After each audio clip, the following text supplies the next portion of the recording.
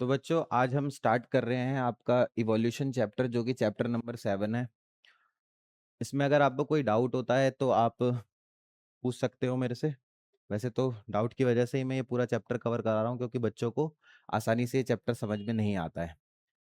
तो सबसे पहले अगर हम बात करें इवोल्यूशन की तो क्वेश्चन ये आता है कि इवोल्यूशन क्या है। ओके, इवोल्यूशन बेसिकली जब भी हम लाइफ फॉर्म्स को अर्थ पर स्टडी करते हैं तो उसे इवोल्यूशन बोलते हैं। ओके, यहाँ लिखा है the study of life forms on earth is known as evolutionary biology. ठीक है, बायोलॉजी का मतलब ही है लाइफ की स्टडी करना अर्थ पे। ठीक है, और इवोल्यूशनरी बायोलॉजी का मतलब है कैसे कैसे किसी भी लाइफ का मतलब लिविंग ऑर्गेनिज्म का कैसे कैसे इवॉल्व करे हैं वो समय के साथ साथ, क्योंकि बहुत सारी चीजें होती है। जैसे ऐसा बोला जाता है इंसान शुरू से अर्थ पर नहीं था, है ना, ह्यूमंस नहीं थे, वो पहले बंदरों की फॉर्म में थे, ऐसा बोलते थे ना, चिंपैंजी की फॉर्म में थे, मतलब ऐसे फिर धीरे धीरे वो इवॉल्व करे और आज के ह्यूमन मॉडर्न ह्यूमंस बन गए। ठीक है, और इसमें भी काफी सारी स्टेजेस थी जो इस चैप्टर में पढ़ेंगे हम आगे। होमो हिबेलिस के बारे में पढ़ेंगे, होमो इरेक्टस, ह्यूमंस भी कई स्टेजेस में इवॉल्व करा है। ओके, तो सबसे पहले हम बात करते हैं, यहाँ पर बात आती है यूनिवर्स की ओरिजिन की। ठीक है, यूनिवर्स का ओरिजिन कैसे हुआ है। तो एक अंदाजा लगाया जाता है कि लगभग 20 बिलियन ईयर्स ओल्ड हमारा यूनिवर्स। ओके, और इसके अंदर बड़े बड़े क्लस्टर्स ऑफ गैलेक्सीज प्रेजेंट है। अच्छा, यूनिवर्स होता क्या है सबसे पहले ये समझते हैं। जैसे हमारी गैलेक्सी है, हमारी अर्थ है, अर्थ के साथ साथ कई सारे प्लैनेट्स हैं और उस उन सब प्लैनेट्स का एक स्टार है जिसको क्या बोला गया, सन। ओके, तो सन और हमारे जितने भी प्लैनेट्स हैं जैसे अर्थ हो गया, मून हो गया, वीनस, है ना, मार्स हो गया, ये सब मिलाकर एक गैलेक्सी बनाते हैं और वो गैलेक्सी कौन सी है हमारी, मिल्की वे। ओके, तो मिल्की वे गैलेक्सी के अंदर कई सारे प्लैनेट्स हो गए, स्टार्स हो गए। ओके, तो ये तो एक गैलेक्सी हो गई मिल्की वे। ओके, ऐसी ऐसी मिलियंस ऑफ गैलेक्सीज प्रेजेंट है हमारे यूनिवर्स के अंदर। अब ऐसा बोला जाता है अगर हमारी गैलेक्सी में अर्थ है तो ये भी पॉसिबल हो सकता है ना कि दूसरी गैलेक्सी में भी अर्थ हो, अर्थ जैसा कोई प्लेनेट हो जहां पर लिविंग ऑर्गेनिज्म हो। ठीक है, लाइफ हो सकती है, लेकिन अभी तक हमारे पास कोई भी ऐसी टेक्नोलॉजी नहीं बनी है जो किसी और गैलेक्सी के अंदर जा सके। हाँ, हमने देखा है कि हमारे जो सबसे पास गैलेक्सी है वो एंड्रोमेडा गैलेक्सीज है ना, मतलब नाम है उसका, और ऐसी ऐसी मिलियंस ऑफ गैलेक्सीज है, लाखों की संख्या में है। ओके, लेकिन कैसे जाएंगे वहां पर, नहीं जा सकते, कोई टेक्नोलॉजी नहीं है हमारे पास, क्योंकि वो हमसे मिलियंस ऑफ लाइट ईयर्स दूर है। ठीक है, लाइट ईयर्स क्या होता है, मेजरमेंट का एक तरीका होता है। ठीक है, फिजिक्स के अंदर आपने पढ़ा होगा। तो एक लाइट ईयर का मतलब क्या है कि लाइट को ट्रैवल करने में 365 डेज लगते हैं, और वो जहां तक ट्रैवल कर ले वो कितना डिस्टेंस हो गया, 1 लाइट ईयर। तो ऐसे ऐसे मिलियंस ऑफ लाइट ईयर दूर गैलेक्सीज हैं, तो कैसे जा सकते हैं हम, लाइट की स्पीड से तो कोई चीज जा ही नहीं सकती ना, अभी तक हमने तो नहीं बनाई जो लाइट की स्पीड से जाए। गैलेक्सीज के अंदर क्या क्या होते हैं, स्टार्स होते हैं, क्लाउड्स होते हैं, क्लाउड्स ऑफ गैसेस और डस्ट। आपने देखा होगा, ऐसी इमेजेस इंटरनेट पे आती रहती है। ओके, बीच में गैलेक्सी है, चारों तरफ पत्थर गोल से ऐसे बना हुआ है। ठीक है, वो बेसिकली डस्ट कहते हैं उसे, हम स्पेस का डस्ट। ओके, फिर according to it a huge explosion occurred, the origin of universe is explained by the big bang theory। तो इसके लिए क्या बोला गया, बिग बैंग थ्योरी दी गई। ठीक है, कि हमारे जो यूनिवर्स का ओरिजिन हुआ होगा वो किससे स्टार्ट हुआ होगा, बिग बैंग थ्योरी से। ठीक है, मतलब ये थ्योरी दी थी, उसमें बताया गया था कि एक बहुत बड़ा ब्लास्ट हुआ। अब कैसे हुआ, क्यों हुआ, इसका कोई प्रमाण नहीं है हमारे पास, कोई एविडेंस नहीं है। बस ऐसा बोला गया जो शुरुआत हुई पूरी गैलेक्सी के बनने की या यूनिवर्स के बनने की, वो कहां से हुई, बिग बैंग से हुई, एक बहुत बड़ा ब्लास्ट हुआ। ठीक है, यहां लिखा हुआ है huge explosion occurred, the universe expanded, और यूनिवर्स ने अपने आप को एक्सपेंड करा। ठीक है, अब तो साइंटिस्ट ये भी बोलते हैं कि यूनिवर्स एक नहीं है, जैसे हमारा एक यूनिवर्स है जिसके अंदर मिलियंस ऑफ गैलेक्सीज है, ऐसे ऐसे कई सारे, अब मल्टीवर्स की बात होती है। ठीक है, बहुत सारे यूनिवर्स हैं और अंत क्या है किसी को नहीं पता। ओके, कहां तक है, तो यूनिवर्स ने क्या करा, अपने आप को एक्सपेंड करा, टेम्परेचर डाउन हुआ, हाइड्रोजन और हीलियम गैसेस बनी। Okay, the galaxies were then form due to the condensation of gases under gravitation. फिर ग्रेविटेशन जैसी कोई चीज एग्जिस्टेंस में आई, जिसकी वजह से क्या हुआ, गैसेस कंडेंस करी, और कंडेंस करने की वजह से क्या बने, गैलेक्सीज बनी। Okay, earth belongs to Milky Way galaxy. मैंने बताया आपको कि हमारी अर्थ जिस गैलेक्सी से बिलोंग करती है उसका नाम क्या है, मिल्की वे। ओके, अब बात करते हैं, हम अर्थ के कंटेक्स्ट में बात करते हैं कि अर्थ का ओरिजिन कैसे हुआ। देखो, सबसे पहली चीज तो याद रखनी है आपको कि अर्थ की ना जो पोजीशन है वही सबसे इंपॉर्टेंट है। वो एक इतने डिस्टेंस पे है सन से कि सन पूरी तरीके से हमको खत्म भी नहीं कर सकता, इतनी गर्मी नहीं आती कि हम खत्म हो जाए। ओके, और इतने दूर भी नहीं है, जैसे कई सारे ऐसे प्लैनेट्स हैं जो सन से काफी ज्यादा दूर है, वहां पर सनलाइट बहुत कम पहुंचती है, इंटेंसिटी कम हो जाती है सनलाइट की, जिसकी वजह से वहां पे ठंड बहुत ज्यादा पड़ती है, लाइफ का सरवाइव होना पॉसिबल नहीं है इतने कम टेम्परेचर में। और कई सारे ऐसे प्लैनेट्स हैं जो सन के बहुत पास है। ठीक है, अब पास है तो क्या होगा, सनलाइट ज्यादा पड़ेगी और टेम्परेचर बढ़ेगा, तो ऐसे प्लैनेट्स में हमें टेम्परेचर ज्यादा देखने को मिलता है, और इतने टेम्परेचर में भी लाइफ सरवाइव नहीं कर सकती। तो अर्थ की पोजीशन भी बहुत इंपॉर्टेंट है लाइफ को बनाने के लिए। ठीक है, जो अर्थ की पोजीशन है हमारी, वो एकदम सूटेबल पोजीशन है जहां पर लाइफ सरवाइव कर सकते हैं। ना ज्यादा कम टेम्परेचर होता है, ना बहुत ज्यादा टेम्परेचर होता है, एकदम सूटेबल टेम्परेचर है लाइफ को बनाने के लिए। तो अर्थ लगभग कब बनी थी, 4.5 बिलियन ईयर्स एगो। कब बनी थी, 4.5, 20 बिलियन ईयर्स एगो क्या बना, यूनिवर्स। और 4.5 बिलियन ईयर्स एगो कौन बना, अर्थ बनी। Initially, the surface was covered with water vapor, methane, carbon dioxide, ammonia released from the molten mass. और हम सबको पता है, बचपन से ही हम लोग पढ़ते हुए आ रहे हैं कि अर्थ एक आग का गोला थी। पढ़ा था ना, बचपन से ही हम पढ़ते हुए आ रहे हैं, छोटी क्लासेस में जो बुक्स आपकी थी उसमें लिखा हुआ था, साइंस की बुक्स में, एसएसटी में भी पढ़ा है आपने। ओके, अब क्या हुआ, धीरे धीरे जब टेम्परेचर कम होने लगा तो अर्थ से कुछ गैसेस निकलने लगी, जो मोल्टेन मास था अर्थ पे उससे गैसेस निकलने लगी। कौन कौन सी गैसेस थी वो, जैसे वाटर वेपर, मीथेन हो गया, कार्बन डाइऑक्साइड, अमोनिया। ठीक है, ये सारी गैसेस वेपर की फॉर्म में रिलीज होने लगी मोल्टेन मास से। The UV rays of the sun broke water into hydrogen and oxygen. जो यूवी रेज थी, जो सन से डायरेक्ट आती है यूवी रेज, उसने क्या करा, जो वाटर वेपर थे, वाटर वेपर किस फॉर्म में होगा, H2O की फॉर्म में होगा। वाटर तो वाटर है, चाहे वो सॉलिड स्टेट में हो, लिक्विड में हो या गैस में हो, H2O की फॉर्म में होगा। तो जो यूवी रेज आई, उन्होंने क्या करा, वाटर को ब्रेक डाउन कर दिया, हाइड्रोजन अलग रिलीज हो गया और ऑक्सीजन अलग हो गया, और वहां से फिर क्या बना, ओजोन। ओजोन लेयर बनी। ठीक है, वो लेयर भी बहुत इंपॉर्टेंट है, आपने क्योंकि पढ़ा है यूवी रेज लिविंग बीइंग को नुकसान पहुंचा सकती है। Hydrogen being lighter escaped and oxygen combined with ammonia and methane to form water, CO2 and other gases also forming the ozone layer.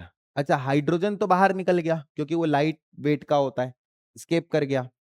Oxygen जो बचा, उसने मिथेन के साथ, अमोनिया के साथ मिलकर वाटर बनाया दोबारा, और फिर साथ में ओजोन लेयर का भी फॉर्मेशन हुआ।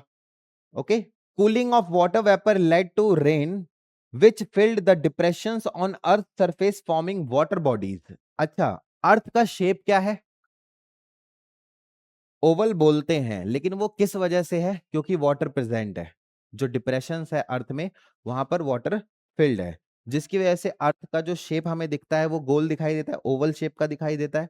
लेकिन एक्चुअल में ये शेप नहीं है। अगर आप सारा वाटर निकाल दोगे अर्थ से, तो क्या वो ओवल शेप का दिखाई देगा, नहीं देगा। क्यों नहीं दिखाई देगा, क्योंकि डिप्रेशंस है अर्थ पे, डिप्रेशंस है बहुत सारे। अब हुआ क्या, इसका एक एक्सपेरिमेंट भी आप घर में कर सकते हो। आपके घर में जब मम्मी रोटी बनाती है तवे पे, या आप लोग जब बनाते हो, जब रोटी बन जाती है पूरी, उसके बाद करना क्या, वाटर लेना, पानी लेना थोड़ा सा, एक एक बूंद करके जो तवा होता है उसके ऊपर डालना।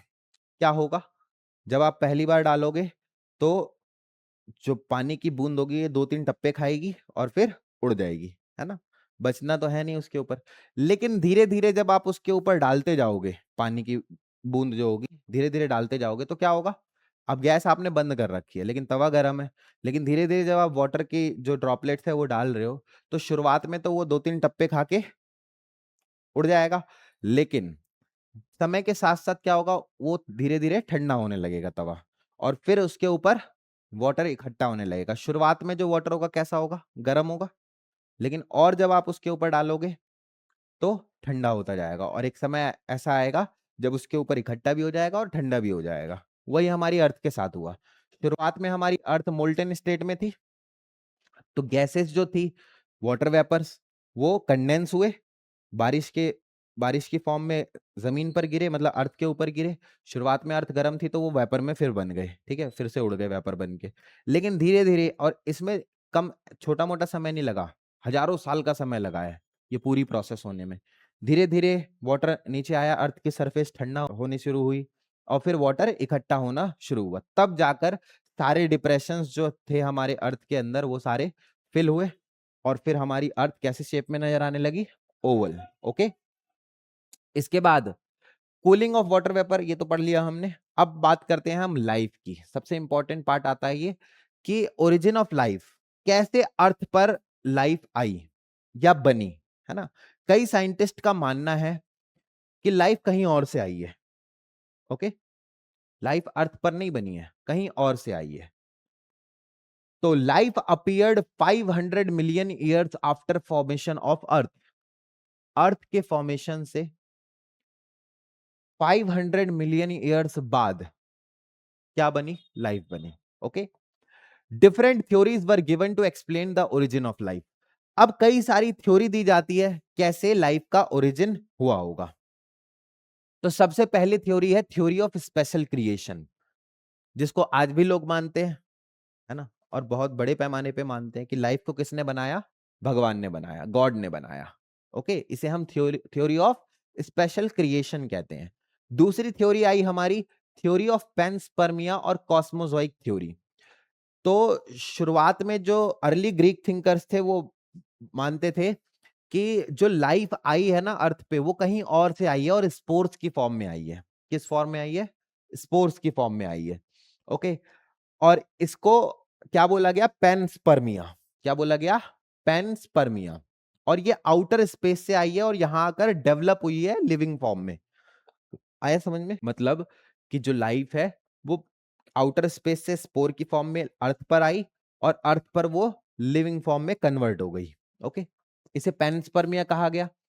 लेकिन इस थ्योरी को रिजेक्ट कर दिया गया, क्योंकि स्पेस में ना बहुत ज्यादा कम टेम्परेचर होता है, कोल्ड टेम्परेचर, मतलब कोल्ड वेदर होता है पूरा, वहां पर स्पोर सरवाइव ही नहीं कर सकता। और ऊपर से स्पेस में तो कोई ओजोन लेयर भी नहीं है। अर्थ से बाहर अगर आप निकल जाओगे तो क्या वहां पे ओजोन लेयर मिलेगी, नहीं।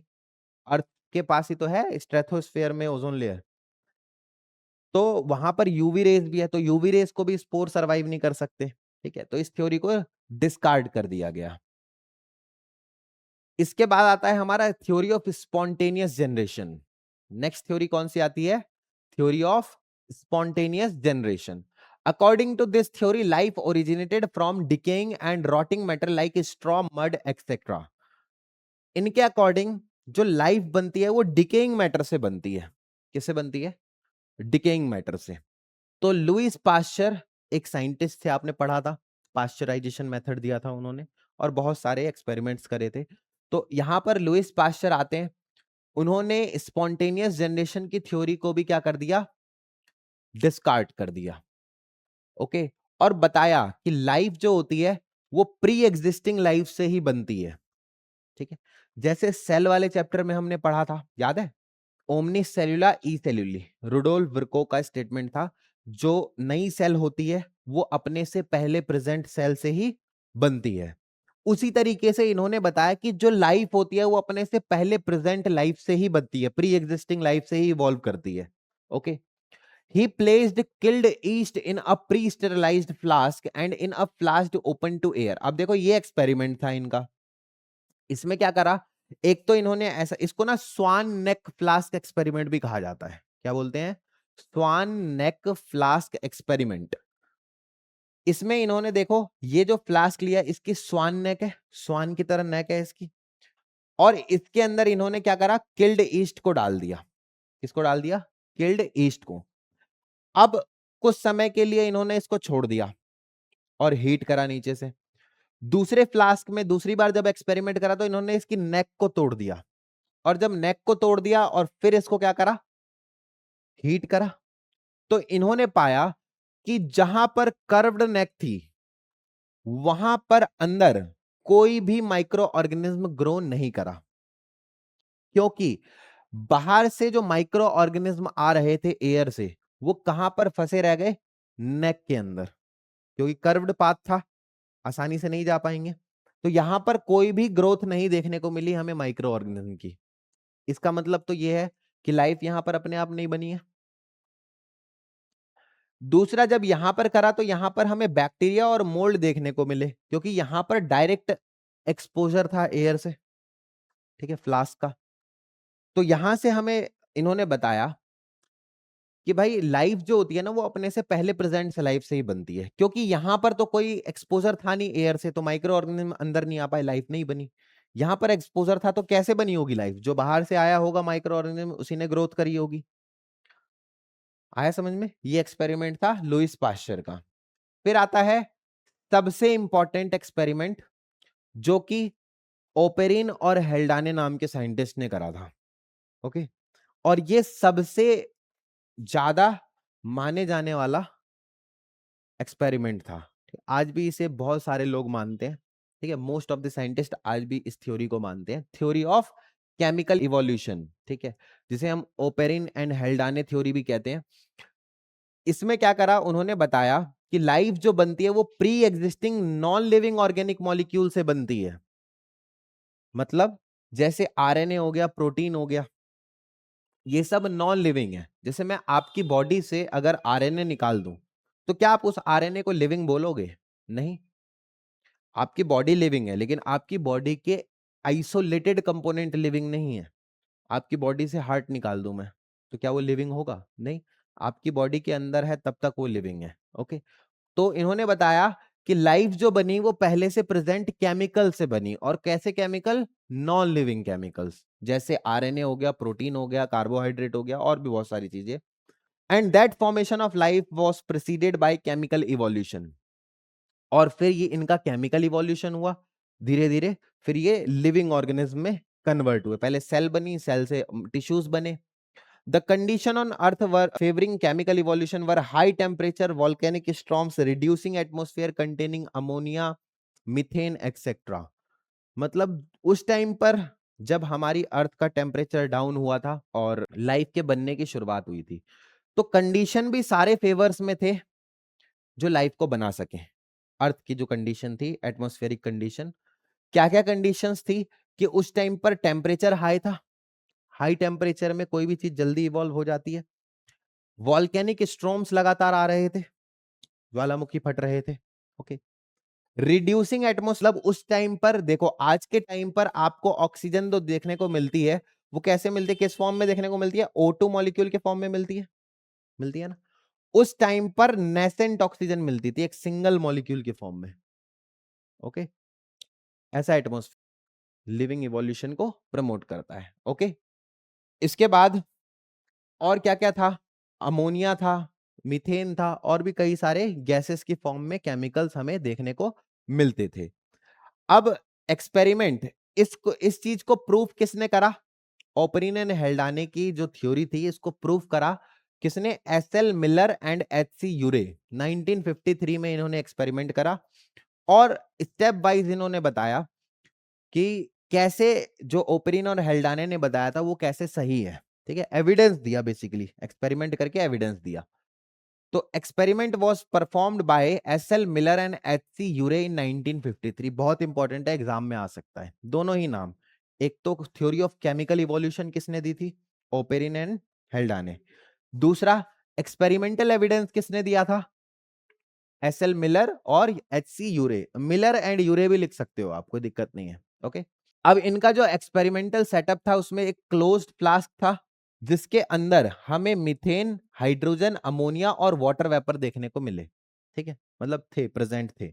और लगभग टेम्परेचर कितना हो रहा था, 800 डिग्री सेल्सियस। कितना टेम्परेचर था, 800 डिग्री सेल्सियस। इलेक्ट्रिक डिस्चार्ज वहां पर क्रिएट किया गया, जैसे हमने बोला था ना पहले कि एक ब्लास्ट हुआ होगा। ओके, तो एक इलेक्ट्रिक डिस्चार्ज उसे आर्टिफिशियली क्रिएट किया गया, और वो सारी कंडीशन फेवर वाली बनाई गई जो प्रिमिटिव अर्थ पे प्रेजेंट थी। जब लाइफ बनने से पहले जो एटमॉस्फेरिक कंडीशन थी, वो सारी एटमॉस्फेरिक कंडीशन को रिस्टोर करा गया यहाँ पर, ठीक है, वैसा ही बनाया गया।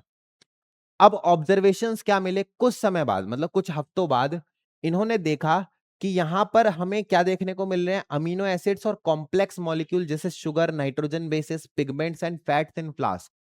मतलब यहां पर हमें क्या क्या देखने को मिला, ऐसे मॉलिक्यूल्स देखने को मिले जो लिविंग ऑर्गेनिज्म के अंदर होते हैं, और ये अपने आप बने हैं, कुछ हफ्तों बाद अपने आप बन गए ये सारे, ठीक है। जैसे शुगर हो गया, नाइट्रोजन बेसिस हो गए, पिगमेंट्स हो गए और फैट हो गए, ये सब होता है ना हमारे अंदर, ठीक है। तो ये सब देखने को मिला। अब कंक्लूजन क्या दिया इन्होंने, it provides experimental evidence for the theory of chemical origin. तो बात तो सही थी, इन्होंने प्रूव करके दिखा दिया, जो ओपेरिन एंड हेल्डाने ने थ्योरी दी थी उसको प्रूव भी कर दिया इन्होंने एक्सपेरिमेंटल मेथड से। It showed that the first non cellular form of life was created about 3 billion years ago. और इससे पता चला हमें कि जो पहली लाइफ बनी होगी अर्थ पर, वो कितने समय पहले बनी होगी, 3 billion years ago. Okay, it shows that the non-cellular biomolecules exist in the form of DNA, RNA, polysaccharides and protein। तो शुरुआत में जो केमिकल्स बने होंगे, जो मॉलिक्यूल्स बने होंगे, वो किस फॉर्म में होंगे, डीएनए की फॉर्म में होंगे, आरएनए की फॉर्म में होंगे, पॉलीसैकेराइड्स की फॉर्म में होंगे और प्रोटीन की फॉर्म में प्रेजेंट होंगे। आया समझ में, इतना क्लियर है। पहली सेल, अब बात करते हैं पहली सेल कैसे बनी होगी। अभी तक तो हमने मॉलिक्यूल्स की बात कर ली कि लिविंग मॉलिक्यूल्स कैसे बने होंगे, मतलब जो लिविंग बन सकते हैं आगे चल के, हालांकि वो नॉन लिविंग होते हैं, आइसोलेटेड होते हैं जब, तो लेकिन जब ये सब मिल गए होंगे तो पहली सेल बनी होगी ना। कैसे बनी होगी, फर्स्ट नॉन सेल्यूलर, अभी ध्यान से सुनना, नॉन सेल्यूलर बोला है यहां पर। जो पहली नॉन सेल्यूलर लाइफ फॉर्म थी वो 3 मिलियन ईयर से एगो बनी, नॉन सेल्यूलर की बात हो रही है, ठीक है। These could be giant molecules like RNA, protein and polysaccharide। ये क्या थे, ये giant molecule जैसे RNA, protein, polysaccharide, which might have reproduced themselves, जिन्होंने अपने आप को रिप्रोड्यूस करा और अपनी संख्या को बढ़ाया, ठीक है। जो पहली सेल्यूलर फॉर्म थी लाइफ की वो कब हुई, 2000 मिलियन ईयर्स एगो। ये सेल्यूलर की बात हो रही है, ठीक है, किसकी बात हो रही है, सेल्यूलर। अभी तक हम नॉन सेल्यूलर की बात कर रहे थे। सेल्यूलर लाइफ जो बनी वो 2000 मिलियन ईयर्स एगो बनी। These might have been single cells formed in aquatic environment. कहां पर बने, एक्वेटिक एनवायरनमेंट में। ऐसा बोला जाता है कि देखो, जैसे आप घरों के अंदर देखते होगे, जैसे वॉशरूम होता है या ऐसा ऐसी कोई जगह जहां पर पानी लगातार गिरता रहता है ना। तो वहां पर क्या होता है कि एल्गी जमने लगती है। तो वो क्यों होता है, एक्वेटिक एनवायरनमेंट की वजह से होता है, वहां पर लगातार पानी जा रहा है इस वजह से होता है। इसी तरीके से जो एक्वेटिक एनवायरनमेंट होता है, जितनी भी झीलें थी, तालाब थे या नदियां थी, उसके अंदर वही एल्गी का फॉर्मेशन हुआ, सिंगल सेल्ड एल्गी। वही लाइफ का पहला फॉर्म था अर्थ पर। Okay, These might have been single cell formed in aquatic environment। अब इसके बाद थ्योरी ऑफ बायोजेनेसिस आती है। थ्योरी ऑफ बायोजेनेसिस हमें क्या कहती है, first form of life arose slowly through evolutionary forces from non living molecule. शुरुआत में नॉन लिविंग मॉलिक्यूल्स का फॉर्मेशन हुआ और वो धीरे धीरे इवॉल्व करके किस में कन्वर्ट हो गई, लिविंग फॉर्म्स में। Okay, however once formed the first cellular forms evolved into complex biodiversity of today। और वहीं से शुरुआत हुई, एक सेल बनी, सेल से टिश्यू बना, टिश्यू से ऑर्गन बना, ऑर्गन से ऑर्गन सिस्टम, फिर ऑर्गेनिज्म बन गया। आज हम जो बायोडाइवर्सिटी देखते हैं इसकी शुरुआत वहीं से हुई थी, जो पहली सेल बनी थी। ओके, अब कुछ एविडेंसेस दिए जाते हैं इवोल्यूशन के लिए। ये बड़ा इंपॉर्टेंट टॉपिक है, एग्जाम में आ सकता है, ठीक है, ये बहुत ज्यादा इंपॉर्टेंट है। इसको यहां पर कंफ्यूजन भी बहुत होती है बच्चों को, तो ध्यान से समझना। सबसे पहले पैलेंटियोलॉजिकल एविडेंसेस की बात करते हैं। तो जब हम पैलेंटियोलॉजी बोलते हैं तो इसका मतलब क्या होता है, पैलेंटियोलॉजी का मतलब होता है स्टडी ऑफ फॉसिल। जब हम फॉसिल्स की स्टडी करते हैं तो उसे क्या बोलते हैं? पैलेंटियोलॉजी। तो फॉसिल्स बेस्ड एविडेंसेस जब हमें मिलने लगे तो हमने बोला कि ये कौन से एविडेंसेस हैं? पैलेंटियोलॉजिकल एविडेंसेस हैं। Fossils are the remains or impressions of past organisms preserved in sedimentary rocks or the other media। आपको पता है कि आज भी कई सारे जो जैसे इंडिया के अंदर एएसआई है, एएसआई क्या होता है पता है आपको? Archaeological survey of India. वो क्या करती है कि पुरानी चीजों को मतलब जो पुरानी चीजें होती है उसको क्या करती है? वहां पर खुदाई करती है और वहां से फॉसिल्स को निकालने की कोशिश करती है, एविडेंसेस को निकालने की कोशिश करती है। इससे हम हिस्ट्री के बारे में समझते हैं और ऐसे ही पैलेंटियोलॉजिकल एविडेंसेस हमें वहां से मिलते हैं। आया समझ में? Different age rock study. अब क्या हुआ कि जब शुरुआत में जो लाइफ थी अर्थ पे, तो कई बार क्या हुआ है कि ऐसे ड्रास्टिकल चेंजेस आए हैं हमारी अर्थ पे जिसकी वजह से जो पुरानी लाइफ थी वो सेडिमेंट्री रॉक्स के अंदर दब गई और धीरे धीरे फिर उसके ऊपर लेयर्स बन गई अलग मतलब डिफरेंट रॉक्स की। और जब लेयर बन गई रॉक्स की तो वो जितने भी पुराने फॉसिल्स थे वो दब गए, रॉक्स के अंदर दब गए, सेडिमेंट्री रॉक्स कहा जाता है उन्हें। A variety of fossil ranging from the modern organism to extinct organisms can be observed। तो वहां पर आज भी हम देखते हैं कि पुराने टाइम पर कौन से लिविंग ऑर्गेनिज्म होते हैं वो हम बात कर रहे थे पैलेंटियोलॉजिकल एविडेंसेस की। तो पैलेंटियोलॉजिकल एविडेंसेस क्या होता है? फॉसिल्स की, जो फॉसिल्स हमें देखने को मिलते हैं सेडिमेंट्री रॉक्स के अंदर उसे क्या बोलते हैं? पैलेंटियोलॉजिकल एविडेंसेस। तो आज हमें कैसे पता है कि डायनासोर्स थे? फॉसिल से पता है, वो पैलेंटियोलॉजिकल एविडेंसेस ही तो मिले हमें। ठीक है, ऐसे कई सारी संस्था होती है जो ये सब रिसर्च करती रहती है। जैसे इंडिया के अंदर आर्कियोलॉजिकल सर्वे ऑफ इंडिया है जिसने हिस्ट्री के बारे में भी बताया है। जैसे आपने पढ़ा होगा ना सिंधु घाटी सभ्यता के बारे में, तो कैसे पता चला कि वो एग्जिस्ट करती थी, इंडस वैली सिविलाइजेशन? आर्कियोलॉजिकल, है ना, आर्कियोलॉजी से, फॉसिल से।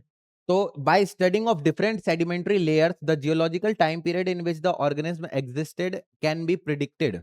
जैसे डायनासोर्स के बारे में हमें पता चला।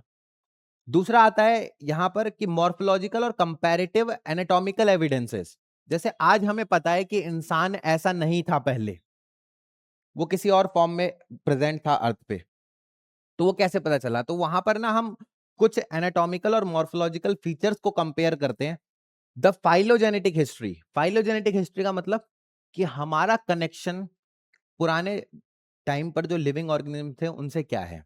बेसिकली इवोल्यूशनरी रिलेशन को ही क्या बोलते हैं? फाइलोजेनेटिक रिलेशन या phylogenetic history. Can be revealed bye comparative study of external and internal structures. जैसे हमारे पास दो हाथ है, हाथ है ना, और दो पैर है।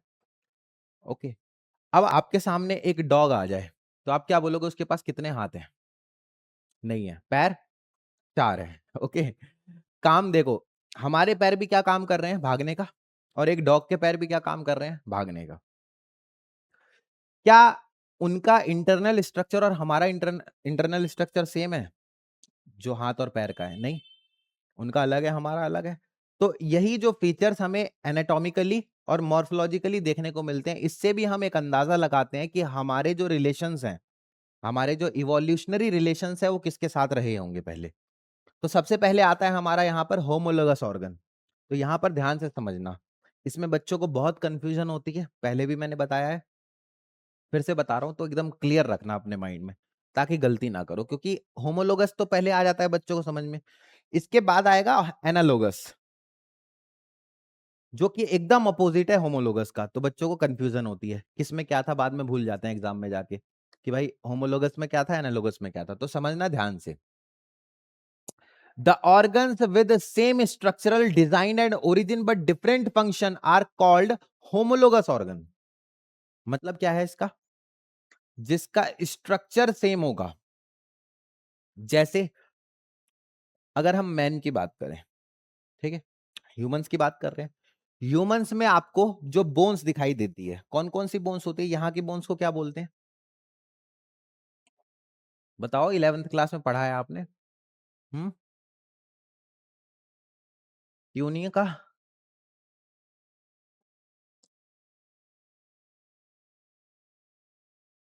यहां पर होती है ना टीबिया फ्यूब्यूला, ओके, हाँ, टीबिया फिब्यूला, यहां पर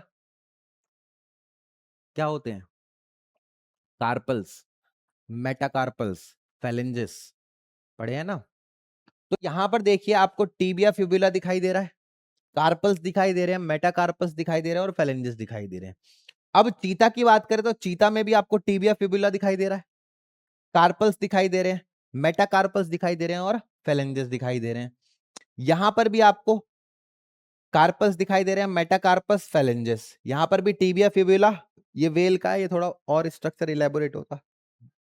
ये बैट का है, बैट में टीबिया फिब्यूला दिखाई दे रहा है, यहां पर कार्पेल है, मेटाकार्पेल है, सबका स्ट्रक्चर सेम है, लेकिन क्या काम सारे एक कर रहे हैं? नहीं, हमारे जो हाथ हैं वो क्या काम करते हैं? अलग अलग काम करते हैं, बोरोइंग का, ठीक है, क्लाइंबिंग का, बहुत सारे काम होते हैं हमारे, तो कोई डिफाइन नहीं है पर्टिकुलर। चीता क्या काम करता है? भागता है, ओके, उसका रनिंग का काम है बस, या क्लाइंब करना, पेड़ पे चढ़ना, ओके। वेल, वेल क्या काम करती है? स्विम करती है ना, तैरती है, इसके अलावा तो कोई काम नहीं है। और बैट क्या करता है? उड़ता है, फ्लाई करता है। तो यहां पर देखो इंटरनल स्ट्रक्चर सबका सेम है ना, लेकिन क्या काम सेम कर रहे हैं? नहीं। तो यहां पर ध्यान रखना,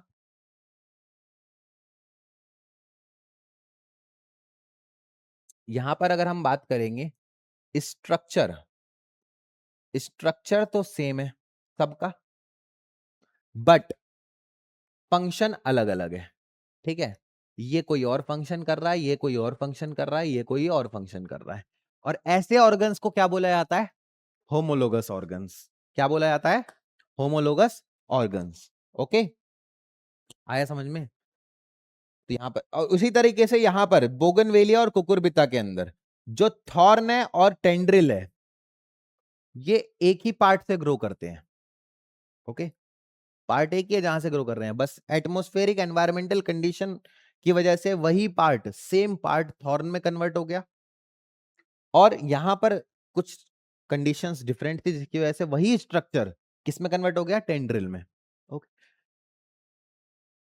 due to different needs some structure develop differently, this is called divergent evolution. भाई नीड्स अलग थी, इसलिए स्ट्रक्चर्स ने अपने आप को एडप्ट कर लिया। अगर वेल उड़ने लग जाती तो क्या उसके जीने के लिए पॉसिबल था? उसके सर्वाइवल पॉसिबल था? नहीं, क्योंकि वो पानी में रहती थी, तो उसके जो फोर लिम्ब थे वो किस में डेवलप हो गए? स्विम करने के लिए डेवलप हो गए। अगर बैट तैरने लग जाता तो क्या उसका पॉसिबल था रहना? नहीं। तो वही डिफरेंट नीड की वजह से एक स्ट्रक्चर डिफरेंट फंक्शंस में कन्वर्ट हो गया, अलग अलग फंक्शन करने लगा, इसको क्या बोला गया? Divergent evolution. इसके बाद होमोलॉजी की बात करें, homology indicates common ancestry. Homology किसको इंडिकेट करती है? कॉमन है, मतलब स्ट्रक्चर सेम रहा होगा सबका, लेकिन फंक्शंस अलग अलग हो गए ड्यू टू डिफरेंट नीड, उनकी डिफरेंट नीड की वजह से फंक्शन अलग हो। यहाँ पे एंसेस्ट्री तो कॉमन है ना, पूर्वज एक ही होगा, स्ट्रक्चर सेम ही था, लेकिन काम अलग अलग हो गए। ओके, वही लिखा है यहाँ पर कि जो होमोलॉजी होती है वो कॉमन एंसेस्ट्री को बताती है। इसके अलावा कुछ और एग्जांपल्स है, जैसे वर्टिब्रेट हार्ट्स हो गया और ब्रेन हो गया एनिमल्स का, thorn and tendrils of bougainvillea and cucurbita in plants. Okay, अब बात करते हैं एनालॉगस की। होमोलोगस आ गया, क्लियर है एकदम, ठीक है। होमोलोगस का मतलब क्या है? स्ट्रक्चर सेम होगा, फंक्शन डिफरेंट होंगे। ओके, एनालॉगस का मतलब क्या है? फंक्शन सेम होगा, स्ट्रक्चर डिफरेंट होंगे। यहीं पे बच्चे कंफ्यूज हो जाते हैं, कंफ्यूज नहीं होना। होमोलोगस मतलब structure same, function different. Analogous मतलब function same, structure different. Okay, the organs which are anatomically different but functionally similar. क्या बोला? एनाटॉमिकली डिफरेंट होंगे भाई, इनका स्ट्रक्चर अलग अलग होगा, लेकिन फंक्शनली कैसे होंगे? सिमिलर होंगे। जैसे इन्हीं को क्या बोला गया? Analogous organ. जैसे wings of butterfly and bird, bird के विंग्स का जो स्ट्रक्चर होता है वो अलग होता है, बटरफ्लाई के विंग्स का जो स्ट्रक्चर होता है अलग होता है, लेकिन काम दोनों क्या कर रहे हैं? फ्लाई करने का, उड़ने का काम कर रहे हैं। Due to the same function different structure evolve similarly, this is called convergent evolution. इसको क्या बोला गया? Convergent evolution. कन्वर्जेंट इवोल्यूशन का मतलब क्या है कि भाई स्ट्रक्चर अलग अलग होंगे। This is the structure 1, this is the structure 2 and this is the structure 3, but in सबके फंक्शन क्या होंगे? कॉमन होंगे। तो यहां पर चीजें कन्वर्ज हो रही है। लेंस में पढ़ा था ना, लाइट कन्वर्ज होती है, एक दिशा मतलब एक पॉइंट पे कन्वर्ज हो जाती है, यहां पर भी कन्वर्ज हो गया। ठीक है, मतलब स्ट्रक्चर जब डिफरेंट हो और फंक्शन सेम हो तो क्या होगा? ये ऑर्गन्स क्या कहलाएंगे? Analogous organ. क्या कहलाएंगे? Analogous organ. और इवोल्यूशन क्या कहलाएगा? Convergent evolution. क्या कहलाएगा? Convergent evolution. दे भी रखा है यहां पे, देखिए ये इंसेक्ट का विंग है, बटरफ्लाई का, ये बर्ड का विंग है, ये बैट का विंग है। तीनों के स्ट्रक्चर अलग अलग हैं। यहां पर तो बोन आपको देखने को मिलेगी ही नहीं, यहां बोन्स मिलेगी, यहां मिलेगी, लेकिन अलग अलग टाइप की बोन्स होगी। लेकिन फंक्शन सबके सेम है ना, सब काम क्या कर रहा है? ये भी फ्लाई का, ये भी फ्लाई का, ये भी फ्लाई का। Okay, other example include I of octopus and mammals. दोनों सेंस ऑर्गन्स है, ऑक्टोपस और मैमल्स की जो ऐसे हमारी आईज है और ऑक्टोपस की आईज है, दोनों सेंस का ही काम करती है, सेंस करने का। ठीक है, बट दोनों का स्ट्रक्चर अलग होता है। Okay, flippers of penguin and dolphins, दोनों के फ्लिपर मूव करवाने में, लोकोमोशन में हेल्प करते हैं, लेकिन दोनों के स्ट्रक्चर्स अलग अलग होते हैं। स्वीट पोटैटो जो है वो रूट का मॉडिफिकेशन है और पोटैटो जो है वो स्टेम का मॉडिफिकेशन, लेकिन दोनों काम क्या कर रहे हैं? फूड स्टोरेज का। क्या काम कर रहे हैं? Similar habitat resulted in selection of similar adaptive features in different groups of organs but towards the same functions। मतलब कि एक हैबिटेट में रहने वाले वो सिमिलर एडेप्टिव फीचर्स को अपनाते हैं। जैसे अगर इस रूम का टेम्परेचर अभी से अगले 3 घंटे तक 22 डिग्री सेल्सियस रहने वाला है, तो आप और मैं अडेप्ट करके रहेंगे इस एनवायरनमेंट को, रहना ही पड़ेगा 3 घंटे तक, जो जितना भी लंबा भी हमारा लेक्चर चलेगा। तो हम सेम हैबिटेट में रह रहे हैं और सेम चीज को एडप्ट कर रहे हैं। लेकिन जब आप अपने घर पे होगे, मैं अपने घर पे होऊंगा, तो वो हमारी मर्जी, वहां के टेम्परेचर, एनवायरमेंटल टेम्परेचर के अकॉर्डिंग हम अपने टेम्परेचर को सेट कर सकते हैं, अपने रूम के टेम्परेचर को, वही लिखा हुआ है यहाँ पर। इसके बाद कुछ बायोकेमिकल एविडेंसेस मिलते हैं। The similarities in protein and genes performing a common given function among diverse organism give clues to common ancestry. मतलब कि कुछ केमिकल एविडेंसेस भी मिले कि हमारे जीन्स और किसी डिफरेंट एनिमल के जीन भी कॉमन देखने को मिले। जैसे हमारे कुछ जीन्स पॉर्क से सिमिलर होते हैं, ओके, जिसकी वजह से हमें पॉर्क इंसुलिन हम पहले यूज करते थे। ओके, ऐसे ही कई सारे एविडेंसेस मिले, chemical evidences. The metabolic processes in organism are also similar with same new materials and and products. तो मेटाबॉलिक प्रोसेसेस भी देखने को मिली, जैसे हमारे अंदर जो मेटाबॉलिक प्रोसेस हो रही है वही किसी और एनिमल के अंदर भी हो रही है, वहां पर भी हमें एक को इवोल्यूशन देखने को मिला। फिर बायोजियोग्राफिकल एविडेंसेस क्या है? Species restricted to a region develop unique features, इसके बारे में हम पढ़ेंगे यहाँ एडेप्टिव रेडिएशन में। ठीक है, also species present in widely separated region show similarity of ancestry. तो यहां समझते हैं पहले, उसको समझने से पहले आप ये समझ लीजिए, पूरा आ जाएगा समझ में क्या लिखा है वो। एडेप्टिव रेडिएशन क्या है? It is the process of evolution of different species in a given geographical area, starting from a common point and radiating to other geographical areas or habitat। मतलब कि जो इवोल्यूशन का प्रोसेस है अलग अलग species का एक गिवन ज्योग्राफिकल एरिया में, वो एक कॉमन पॉइंट से ही स्टार्ट हुआ है और धीरे धीरे वो इवॉल्व होता गया जैसे जैसे वो रेडिएट होता गया दूसरे ज्योग्राफिकल एरिया में। अब इसको समझो कैसे, क्या बताया गया है यहाँ पर। जो डार्विन थे ना, चार्ल्स डार्विन, वो अपनी बोट के साथ, उनकी बोट का क्या नाम था? उनकी बोट का नाम था HMS बीगल। क्या नाम था? HMS beagle. ओके, याद रखना है, HMS बीगल। इस बोट पे वो एक सफर पर निकले और कहां पहुंचे? वो पहुंचे गैलापागोस आइलैंड। कहां पहुंचे? गैलापैगस, पैगस बोलते हैं, पॉगस भी बोलते हैं। तो Darwin travel to Galapagos island and observe many varieties of finches on the same island. अच्छा, आइलैंड किसे बोलते हैं ये बताओ पहले। जो पानी से घिरा हुआ हो, लेकिन क्या वो लैंड का एक ही एरिया होता है सिर्फ? जैसे अंडमान एंड निकोबार आइलैंड है, हाँ, तो क्या वो सिर्फ एक ही लैंड का एरिया है? मतलब अगर मैं बोलूं कि ये ये ये ये, अब बताओ इसमें आइलैंड कौन सा है? सारे आइलैंड है ना?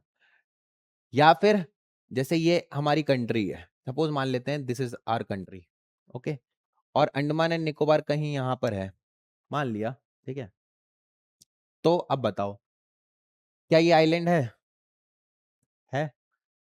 ओके, अब बताओ कितने आइलैंड है? दो, तीन, अब बताओ कितने आइलैंड है? भाई देखो ध्यान से सुनो, अगर आपने नाम दे रखा है एक आइलैंड को, जैसे हमारा अंडमान एंड निकोबार है, ओके, वो लैंड का सिर्फ एक हिस्सा नहीं है, ओके, वहां पर छोटे छोटे कई सारे आइलैंड है, ओके, और इस पूरे को क्या बोल दिया गया? Andaman and Nicobar island, okay.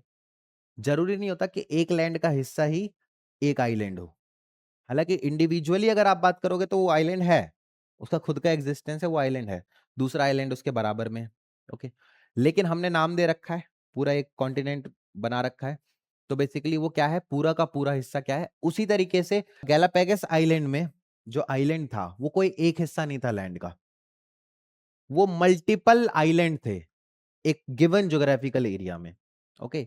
इसको अगर हम समझने की कोशिश करें तो ऐसे समझो, कुछ ऐसा था, एक ये आइलैंड हो गया, एक ये हो गया, और बीच में सबके पानी है, क्या है?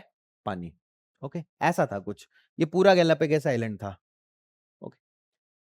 All varieties have evolved from original seed eating finches. अब क्या देखा इन्होंने? इन्होंने देखा कि एक आइलैंड पे ना कुछ बर्ड्स देखने को मिली। क्या देखने को मिली? बर्ड्स। उसको बाद में डार्विन के बाद में उनको डार्विन फिंचेस बोला गया, जब उन्होंने देख इसकी स्टडी कर ली तो उन्होंने देखा कि ये वाला जो आइलैंड था ना, इस पे ये इन पक्षियों के लिए, इन बर्ड्स के लिए खाने के लिए क्या था? सीड था। क्या था? सीड। और यहीं से इवॉल्व करी है ये, मतलब यहां पर शुरुआत में कुछ बर्ड्स रही होंगी जो सीड खाती थी, लेकिन धीरे धीरे अब क्या हुआ, इस आइलैंड के अंदर ना सीड बहुत सारे थे, तो बर्ड्स ने क्या करा? सीड खाया, पेट भरा उनका, ठीक है, और धीरे धीरे अपनी पॉपुलेशन को बढ़ाने लगे। यही होता है, ओके। अगर रिसोर्सेस अनलिमिटेड हो तो पॉपुलेशन बढ़ती ही है। तो अब धीरे धीरे जब पॉपुलेशन बढ़ने लगी बर्ड्स की इस वाले आइलैंड पे, तो क्या हुआ? कॉम्पिटिटिव इनहिबिशन होने लगा, कंपटीशन बढ़ने लगा, पॉपुलेशन बढ़ेगी तो कंपटीशन बढ़ेगा ना।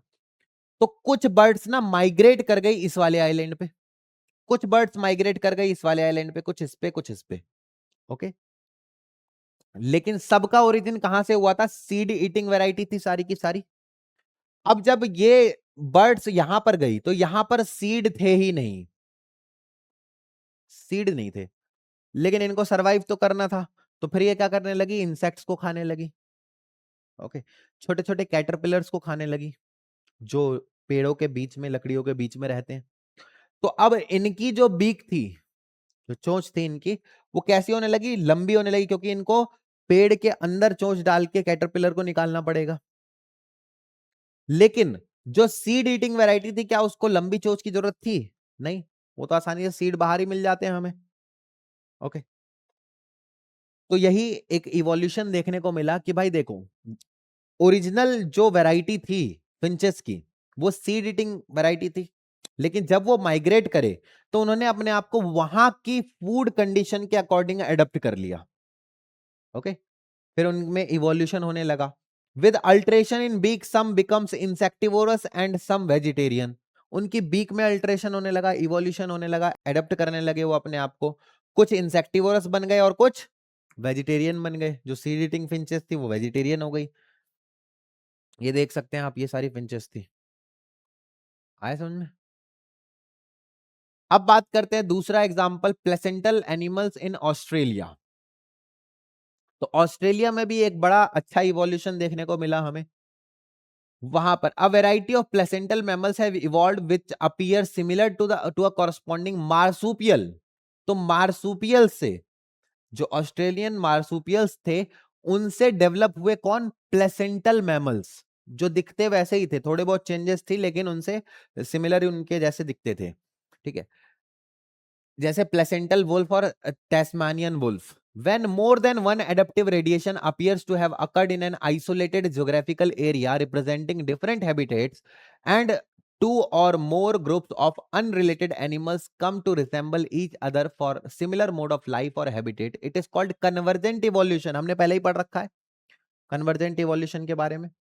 For example, Australian marsupial and placental mammal, ठीक है, दोनों में ही convergent इवोल्यूशन देखने को मिलता है। तो देखो, जो ऑस्ट्रेलियन मार्सुपियल्स थे, उनसे ही कौन बने? प्लेसेंटल मैमल बने इवॉल्व करके। जैसे मार्सुपियल मोल था, मार्सुपियल मोल से क्या बना? प्लेसेंटल मोल। क्या बन गया? नम्बैट एंटीएटर से क्या बन गया? एंटीएटर। अब देखो कितना डिफरेंस है दोनों के अंदर। ये चींटियां खाता है, ये चींटी खाता है, आंट्स। चींटियां खाता है, देखा है तुमने कभी? नहीं देखा? देखना कभी ऑनलाइन ना, यूट्यूब पे सर्च करके देखना, दिख जाएगा। चींटियां खाता है ये, उतना खतरनाक भी नहीं होता, मतलब ह्यूमंस को कोई नुकसान नहीं पहुंचाता। एंट एंट ईटर होता है ये। एंट एंट ईटर, देखो क्या लिखा है इसमें, एंट ईटर। फिर मार्सुपियल माउस देखो, इसकी चोंच कैसी है, एकदम ट्रायंगल की तरह, जबकि इसकी उतनी नहीं, ये प्लेसेंटल माउस है। ओके। स्पॉटेड कस्कस, इसके बॉडी पे धब्बे होते हैं, स्पॉट्स होते हैं, इसलिए स्पॉटेड कस्कस बोला गया, जबकि ये प्लेसेंटल कस्कस है। इसको हमने क्या बोल दिया? लीमर। ये प्लेसेंटल कस्कस है, इसके अंदर प्लेसेंटा फॉर्म हो गया, उसको क्या बोल दिया हमने? लीमर। फ्लाइंग फैलेंजर, ये मार्सुपियल है, और इससे क्या बना? Flying squirrel. ये उड़ती नहीं है, छलांग मारती है, तो ये अपने पंखों को, मतलब ये जो दिख रहा है ना स्ट्रक्चर, ठीक है, इसको फैला लेती है तो धीरे धीरे आती है नीचे। ओके। हाँ, उड़ नहीं सकती है, छलांग मारती है खाली। टैस्मानियन टाइगर कैट, देखो कैसी है, धारियां बनी हुई है इस पे, जबकि इससे बना प्लेसेंटल टैस्मेनियन कैट, जिसको क्या बोल दिया गया? Bobcat. ओके। फिर टैस्मानियन वुल्फ, देखो इसमें भी धारियां बनी हुई है, और इससे प्लेसेंटल वुल्फ बना। तो ये कन्वर्जेंट इवोल्यूशन है, जो कि ऑस्ट्रेलियन मार्सुपियल और प्लेसेंटल मैमल्स के बीच में दिखाया गया है। तो यहां देखिए, मार्सुपियल रेडिएशन के बारे में बताया गया है ना, कैसे मार्सुपियल रेडिएशन हुआ, कौन कौन बने? टैस्मानियन वुल्फ बना, टाइगर कैट बनी,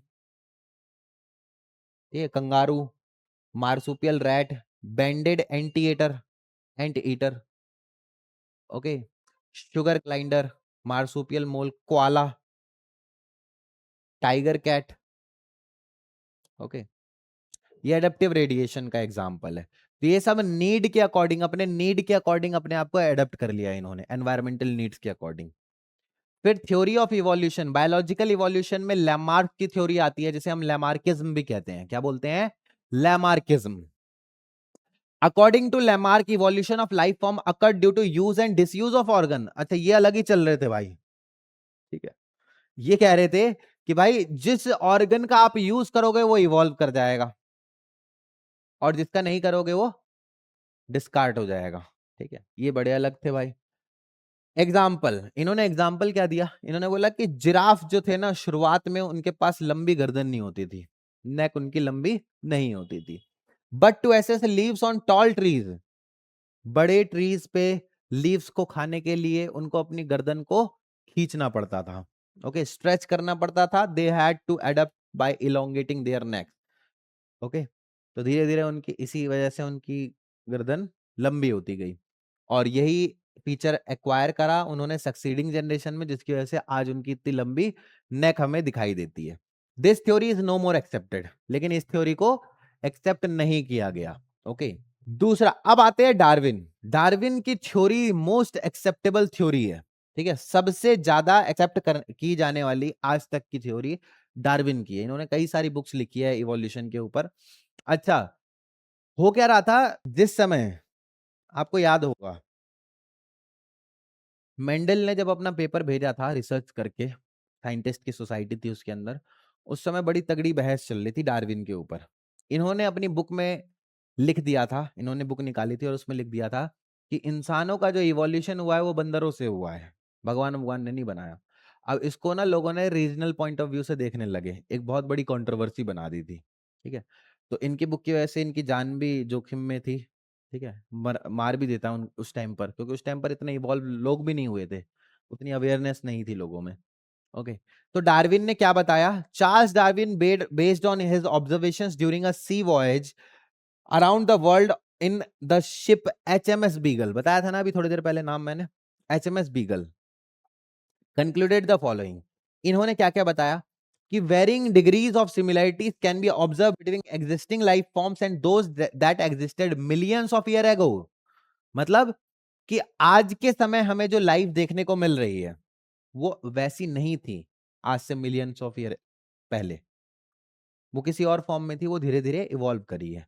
दूसरा, there has been gradual evolution of life forms with new forms arising at different periods of history. मतलब ग्रेजुअल इवोल्यूशन हुआ है, धीरे धीरे इवोल्यूशन हुआ है, लाइफ धीरे धीरे बनी है, ग्रेजुअली बनी है, एकदम से कोई भी लाइफ नहीं आई अर्थ पे। जो बनी है वो पहले से प्रेजेंट लाइफ से बनी है और धीरे धीरे बनी है, इवॉल्व हुई है धीरे धीरे। Any population has built-in variation in characteristics which adapt it better to environment. कोई भी स्पीशीज हो, वो स्पीशीज अपने एनवायरनमेंट के अकॉर्डिंग अपने आप को एडेप्ट करना चाहते हैं। जैसे अब गर्मियां आने वाली हैं तो हम लोग हाफ टी शर्ट में आ जाएंगे, तो हम एडेप्ट कर रहे हैं ना अपने आप को। ठंड में हम जैकेट में रहते हैं, स्वेटर पहने रहते हैं, लेकिन अगर हम वैसी एडेप्टिवनेस को नहीं अपनाएंगे, एडेप्ट नहीं करेंगे तो क्या होगा? क्या नेचर हमको सर्वाइव करने देगी? नहीं करने देगी। The characteristics which enable some population or individual to survive better in natural condition, climate, food, physical factor would outbreed other survival of the fittest. तो यहां से डार्विन की पहली थ्योरी आती है, that is survival of fittest. Survival of fittest का मतलब क्या है? ऐसा नहीं है कि जिसकी बॉडी होगी वो सर्वाइव कर पाएगा। मतलब ये है कि जो ऑर्गेनिज्म अपने आप को चेंजिंग एनवायरनमेंट के अकॉर्डिंग एडप्ट कर पाएगा वो सर्वाइव करेगा। इसी को क्या बोला गया? Survival of fittest. ओके, दूसरी थ्योरी थी those population which are better fit reproductive. अब फिट का मतलब क्या है? Reproductively fit in an environment will be selected by nature and will survive more, that is natural selection. तो दो theory थी डार्विन की। पहला, सर्वाइवल ऑफ फिटेस्ट, जो फिट होगा वही सर्वाइव करेगा। फिट का मतलब एनवायरनमेंट के अकॉर्डिंग अपने आप को एडेप्ट कर लेगा। दूसरा, नेचुरल सिलेक्शन, इसमें बोला कि जो पॉपुलेशन फिट होगी, यहां पर फिट का मतलब क्या है? रिप्रोडक्टिवली फिट, जो जनरेशन बढ़ा पाएगी, ऐसी पॉपुलेशन जो अपनी जनरेशन को बढ़ा पाएगी, that is selected by nature. उसको नेचर सेलेक्ट करेगा, इसे नेचुरल सिलेक्शन बोला। Adaptability is inherited and fitness is the end result of ability to adapt and get selected by nature. अब ध्यान से सुनना, एडेप्टेबिलिटी जो होती है वो इनहेरिटेड होती है। एडेप्टेबिलिटी क्या होती है? इनहेरिटेड होती है। और फिटनेस एंड रिजल्ट होता है एडेप्टेबिलिटी का। फिटनेस क्या होता है? एंड रिजल्ट होता है एडेप्टेबिलिटी का। और जो फिट होगा वो सेलेक्ट होगा। ओके, इसके बाद natural selection is based on following factual observation. Limited natural resources. Natural selection किस बेस पे देखा जाता है? कि भाई पॉपुलेशन के रिसोर्सेस कैसे हैं, नेचुरल रिसोर्सेस। भाई जैसे मान लो एक कमरे के अंदर 10 लोग हैं, ओके, और जिंदा रहने के लिए एक रोटी सबको खानी है, लेकिन रोटी कमरे में कितनी है? 5। तो कितने जिंदा लोग रहेंगे? 5 रहेंगे। 5 डिस्कार्ड हो जाएंगे, नेचर उनको डिस्कार्ड कर देगी। वही है कि limited natural stable population size except seasonal fluctuation. देखो सीजन्स जब फ्लक्चुएट करते हैं ना, तो उस टाइम पर पॉपुलेशन में अफेक्ट पड़ता है। कई लोग आज भी राजस्थान में ज्यादा गर्मी में मर जाते हैं, जो बूढ़े लोग होते हैं। ओके, कई लोग ठंड में मर जाते हैं, जो बूढ़े लोग होते हैं। तो ये तो ह्यूमंस की बात कर रहा हूँ, एनिमल्स पे तो और ज्यादा इफेक्ट पड़ता है टेम्परेचर का। तो सीजनल फ्लक्चुएशंस के अलावा पॉपुलेशन स्टेबल होनी चाहिए। Varying characteristics of members of a population. एक पॉपुलेशन की कैरेक्टरिस्टिक अलग अलग होनी चाहिए उसके मेंबर्स की। Most of the variation are inherited, ज्यादातर वेरिएशन कैसे होने चाहिए, इनहेरिटेड होने चाहिए, क्योंकि अचानक से वेरिएशन आ गया तो फिर वो म्यूटेशन बन जाएगा, ओके, फिर वो नुकसानदायक होगा। Limited population size means there had been competition for resources, अगर पॉपुलेशन का साइज लिमिटेड है और रिसोर्सेस भी लिमिटेड है तो कंपटीशन होगा रिसोर्सेस के लिए, okay. The two key concept of Darwinian theorem are branching descent, जो हमने पढ़ा एडप्टिव रेडिएशन के बारे में, जो फिंचेस के बारे में पढ़ा था, और दूसरा नेचुरल सिलेक्शन। तो ये दो की थ्योरी थी डार्विन के द्वारा दी गई। Theory of special creation has three connotation. Special creation में क्या था, मैंने बताया था आपको कि आज के समय जो ऑर्गेनिज्म देखने को मिल रहे हैं वो वैसे ही बने थे, ओके। हाँ, the diversity was always the same since creation and will be same and in future also, जो डाइवर्सिटी थी वो वैसी ही थी और फ्यूचर में भी वैसी ही रहेगी, जबकि ऐसा रियलिटी में नहीं है। Earth is about 4000 years old, ये स्पेशल क्रिएशन वालों ने बोला कि अर्थ जो है वो लगभग 4000 ईयर्स ओल्ड ही है बस। But these ideas were challenge during 19th century based on Darwinians observation as stated above, तो इसको फिर डिस्कार्ड करा गया डार्विन ने जब बताया अपनी थ्योरी के बारे में। इसके बाद एक और साइंटिस्ट थे, अब ध्यान से सुनना, डार्विन की तरह ही एक और साइंटिस्ट थे जिनका नाम था अल्फ्रेड वॉलेस। क्या नाम था, उन्होंने जैसे डार्विन ने गैलापागोस आइलैंड पे रिसर्च करी थी, अल्फ्रेड वॉलेस ने मलय आर्चिपेलागो पे करा था। किस पे करा था, मलय, ये भी आइलैंड था, ओके। और इन्होंने भी सिमिलर कंक्लूजन्स को बताया जो डार्विन ने बताया था वैसे ही, और बताया कि all existing life forms share similarities and common ancestor as well, but these ancestors were present at different periods in history of earth. लेकिन ये जो एंसेस्टर्स थे ये अर्थ की डिफरेंट पीरियड ऑफ हिस्ट्री में देखने को मिलते हैं, जैसे इपॉक्स पीरियड एराज पढ़ा है ना, जैसे जुरासिक पीरियड था, वो एक टाइम फ्रेम को बताता है। ये सब ना टाइम फ्रेम को बताने वाले टर्म्स होते हैं। इपॉक्स अलग होता है, एरा अलग होता है। फिर बात करते हैं, कंक्लूजन क्या दिया, अर्थ बहुत पुरानी है, थाउजेंड्स ईयर्स नहीं बिलियंस ऑफ ईयर पुरानी है, ओके। अल्फ्रेड वॉलेस ने कंक्लूजन दिया। Geological history of earth closely correlates with the biological history of अर्थ, तो अगर आप जियोलॉजिकल हिस्ट्री को समझ गए तो आप बायोलॉजिकल हिस्ट्री को समझ जाओगे, क्योंकि दोनों कोरिलेट करती है। अब नेचुरल सिलेक्शन के एग्जाम्पल दे रखे हैं, इंडस्ट्रियल मेलानिज्म। इंडस्ट्रियल मेलानिज्म बड़ा इंपॉर्टेंट है, इससे भी क्वेश्चन बन सकता है, केस बेस्ड बन सकता है, ओके। तो हुआ क्या कि इंग्लैंड के अंदर इंडस्ट्रियलाइजेशन से पहले, बिफोर 1850s, वहां पर हमें व्हाइट विंग्ड मॉथ ज्यादा देखने को मिलते थे as compare to dark winged moth, okay. यहां पर डायग्राम दे रखा है, एनसीईआरटी में दे रखा है डायग्राम, वहां देख लेना। But after industrialisation in 1920s, 1920s में जब इंडस्ट्रियलाइजेशन हुआ उसके बाद dark winged moth become more in number than white winged moth. ऐसा क्यों हुआ, ध्यान से समझना। इंडस्ट्रियलाइजेशन से पहले पॉल्यूशन कम था, जिसकी वजह से जो बार्क होती थी, ट्री की बार्क होती थी, वो व्हाइट कलर की होती थी। अब जो व्हाइट विंग्ड मॉथ थे वो उस बार्क पे जाकर बैठ जाते थे और दिखाई नहीं देते, कैमोफ्लेग करते थे अपने, जो उनका शिकारी होता था, प्रेडेटर होता था, उनको दिखाई नहीं देते थे। जबकि उस पेड़ की जो बार्क है उस पे जब डार्क विंग का मॉथ बैठेगा तो वो आसानी से दिखाई दे जाएगा। तो जो प्रेडेटर्स थे इन मॉथ्स के, वो डार्क विंग को खा जाते थे, तो उनकी पॉपुलेशन कम रहती थी।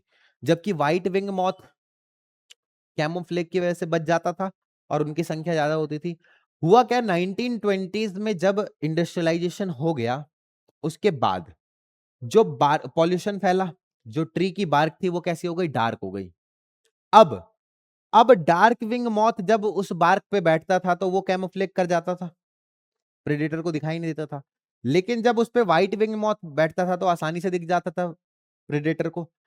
तो प्रेडेटर क्या करने लगे, व्हाइट विंग मॉथ को खाने लगे, ठीक है, मारने लगे, जिसकी वजह से ब्लैक विंग मॉथ की जो पॉपुलेशन थी वो बढ़ गई, okay. This is because during the industrialization the tree trunks covered by a white lichen become dark due to deposition of dust and coal particles, soot and smoke. As a result, white-winged moth could be easily picked up by predators from the dark background, and dark-winged moth survived. Okay, in mixed population, those that can better adapt survived, and there was increase in their population size. तो जिसने अपने आप को ज्यादा अच्छे तरीके से adapt करा, उसका पॉपुलेशन साइज बढ़ गया. ओके, इसके बाद केमिकल रेसिस्टेंस आता है. क्या होता है केमिकल रेसिस्टेंस? अगर आप किसी भी हर्बिसाइड पेस्टिसाइड का ज्यादा यूज करोगे, एक्सेसिव यूज, जरूरत से ज्यादा, तो evolution of resistant varieties of microbe in much lesser time scale. तो जो माइक्रोब होंगे वो अपने आप को रेजिस्टेंट बना लेंगे उस केमिकल के लिए, और बहुत कम समय में बना लेंगे. Okay, microbes are also becoming resistant to antibiotics and drugs because of same reason. और इसीलिए आज भी हमें कई सारे ऐसे माइक्रोब्स देखने को मिलते हैं हमारे ह्यूमंस के अंदर भी, जो बीमारी करते हैं, वो मल्टी ड्रग रेजिस्टेंट माइक्रोब बन चुके हैं. जैसे ट्यूबरक्लोसिस, इंडिया के अंदर ट्यूबरक्लोसिस इतना बड़ी पॉपुलेशन में क्यों फैला और कई सारे लोग मर गए ट्यूबरक्लोसिस की वजह से. तो इंडिया में होता क्या है बेसिकली कि ज्यादातर लोग तो डॉक्टर खुद ही बन जाते हैं, है ना, उनको पढ़ने की जरूरत नहीं पड़ती.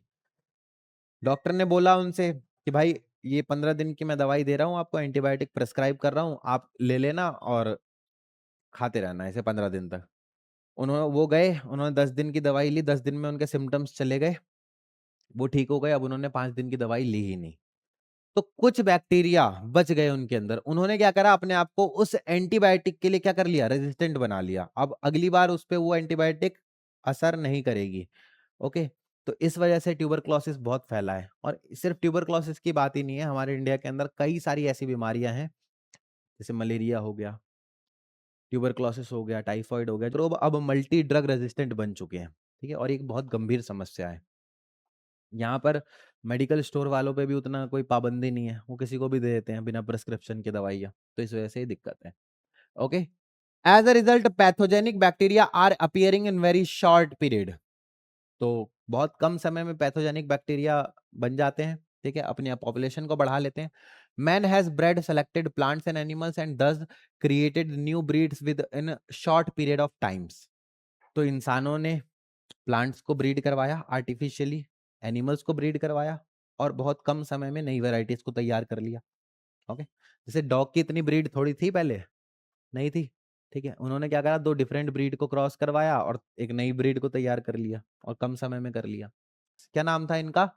ह्यूगो डिवरीज. ओके, याद रखना, ये भी इंपॉर्टेंट है.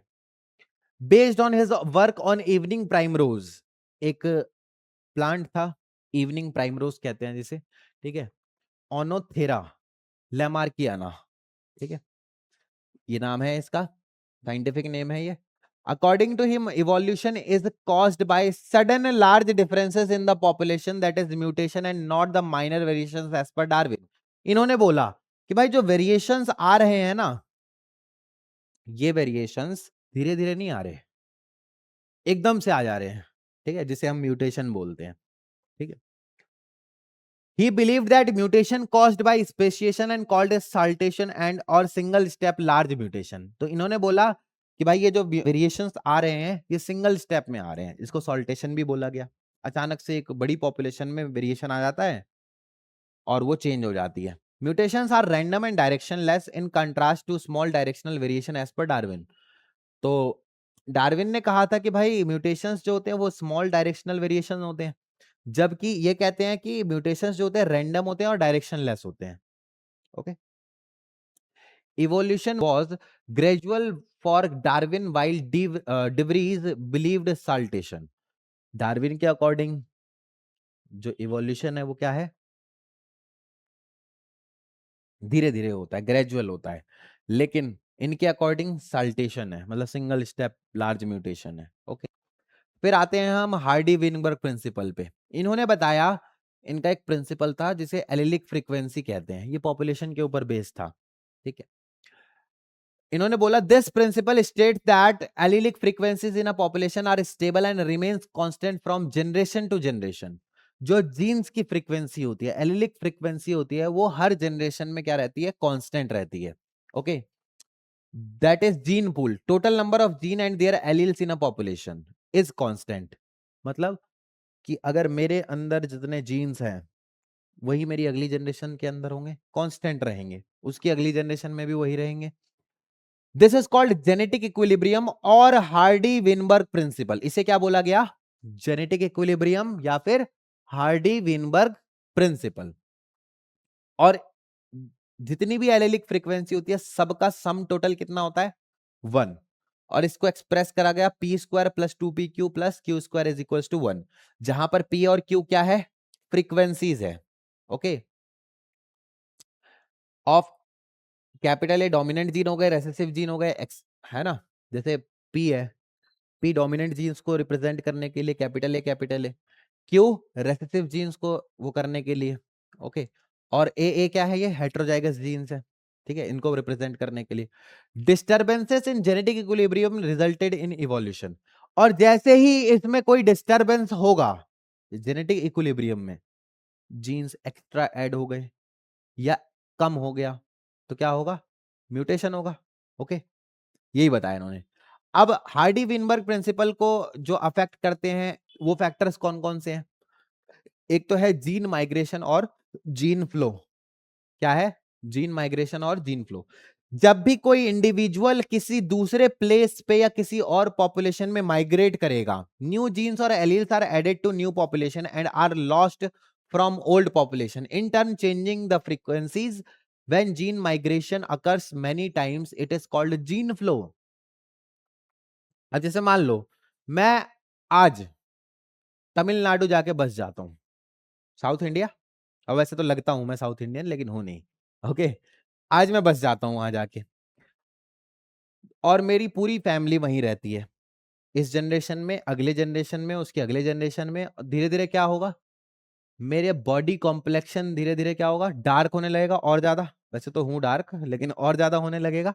ओके, और फिर लगभग 7 या 8 जनरेशन बाद कोई बोल ही नहीं पाएगा कि ये दिल्ली में रहता था, है ना. एकदम साउथ इंडियन ही बोलेगा. ओके, तो वहां पर क्या हुआ कि मैंने अपने पॉपुलेशन को छोड़ के दूसरे पॉपुलेशन को ज्वाइन करा, तो मेरे जो ओल्ड जीन्स थे वो क्या हो गए? डिस्कार्ड हो गए और न्यू जीन्स ऐड हो गए. और वो जीन्स ऐड क्यों हुए हैं? एनवायरमेंटल कंडीशन के अकॉर्डिंग. साउथ इंडिया में टेम्परेचर बढ़ा हुआ रहता है. ओके, वो मेरे बॉडी पे अफेक्ट करेगा, मेरे जीन्स पे अफेक्ट करेगा. ओके, तो इसे क्या बोला गया? जीन माइग्रेशन या फिर जीन फ्लो. ओके, दूसरा है genetic drift. Changes occurring in frequencies by chance is called genetic drift. अचानक से कोई चेंज हो गया जीन्स में. क्या हो गया? अचानक से चेंज हो गया, इसे क्या बोला गया? Genetic drift. Sometimes due to change in allele frequency in new population, some form a different species. तो यहां से ही आता है वो फंडा, अंडे का फंडा. अंडा अंडा आया या मुर्गी आई. ठीक है, अचानक से कोई जीन जेनेटिक ड्रिफ्ट हुआ, म्यूटेशन हुआ. म्यूटेशन ही तो बोलते हैं ना इसे कॉमन लैंग्वेज में. तो किसी और का अंडा रहा होगा, उससे कोई नई स्पीशीज बन गई. ओके, दिस इफेक्ट, और इस इफेक्ट को क्या बोला जाता है? Founder effect. क्या बोला जाएगा? ये क्वेश्चन आ सकता है 2 मार्क्स में, याद रखना. And the original drifted population is called the founder. तो जिस पॉपुलेशन के अंडे से कुछ और स्पीशीज बन गई, उस पॉपुलेशन को क्या बोला गया? फाउंडर. ओके, उसने ही तो फाउंड करा ना इस बेसिकली. ओके, फिर आता है म्यूटेशन. म्यूटेशन क्या है? Advantageous mutation led to new phenotypes and over few generations result in speciation. मतलब अचानक से जब भी कोई म्यूटेशन होगा, अचानक से सडन म्यूटेशन, तो वो किसी भी स्पीशीज के अंदर क्या कर देगा? चेंजेस ला देगा. ओके, फिर genetic recombination. During gametogenesis variation due to recombination result in new phenotypes. ये हमने पढ़ रखा है. ठीक है, यही तो होता है रिकॉम्बिनेशन.